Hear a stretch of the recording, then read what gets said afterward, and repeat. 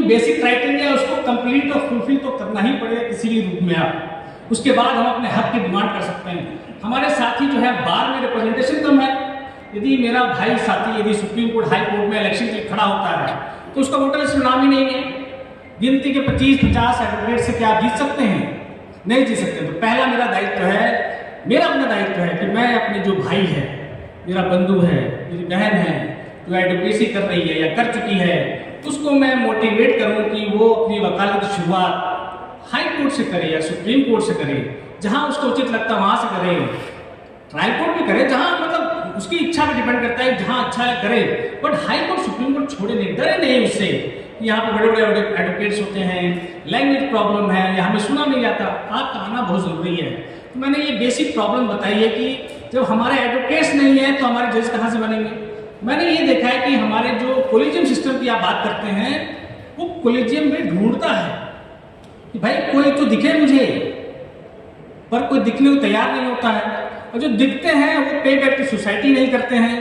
आप सोचिए और समझने का प्रयास करिए कि क्या कारण था कि बाबा साहब ने जब संविधान बनाया उस समय आपकी विधायिका में और आपके रोजगार में, एम्प्लॉयमेंट में दोनों में रिजर्वेशन दिया, जुडिशरी में नहीं मिला आपको रिजर्वेशन। सोचना पड़ेगा ना क्यों नहीं दिया। बाबा साहब तो जीवित थे उस समय अधिवक्ता ही नहीं थे।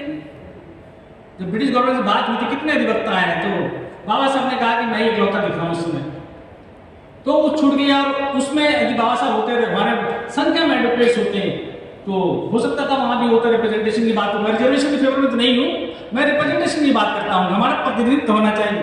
आज मेरे जितने साथी यहाँ बैठे हैं, मंच में बैठे हैं, मुझे ऐसा नहीं लगता कि इनके बाप दादा या फॉरफादर कोई एडवोकेट्स रहे होंगे। मुझे लगता है सबके सब फर्स्ट जनरेशन वायर हैं। और हमारी और ये आप कहते हैं कि एक परिस्थिति ऐसी है कि हम सब के सब जो है self made person, self made without God father, self made person है। यहाँ पे इवन हमारे जो के.जी. बालाकृष्ण साहब हैं, के.जी. बालाकृष्ण साहब former chief justice of India, वो भी सेल्फ मेड पर्सन थे। भाई उनके कौन से फोर फादर कोई जज था या एडवोकेट था, वो भी तो फर्स्ट जनरेशन आए थे, बट वो चीफ जस्टिस ऑफ इंडिया तक पहुंचे।